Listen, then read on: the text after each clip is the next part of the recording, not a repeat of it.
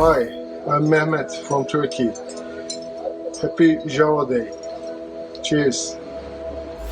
Just a quick video message to wish everybody a happy Jawa Day for this Sunday. Hope you can get out and ride on those bikes. I'll be going out and meeting some friends on Sunday out in Derbyshire, England, on one of these two beauties, my 600R Jawa Rotax and my Jawa 350 Californian. Not sure which one I'm going to take yet. I like them both equally. So have a good day Sunday and I hope you can get out on your bike. Namaste. My name is Prashant Mahajan. I am here on behalf of Java Riders Club India. Wish you all a very happy Java Day.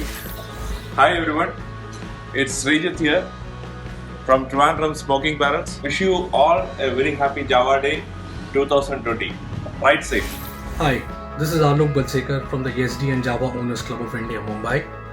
Join us for the celebrations online this year. Wishing you all a very happy Java Day. Stay safe. This year, due to the COVID-19, no rides, no gathering together. This situation gets normal and we celebrate upcoming Java Day to the fullest. Until then, stay happy, stay safe. Happy World Java Day to all my brothers.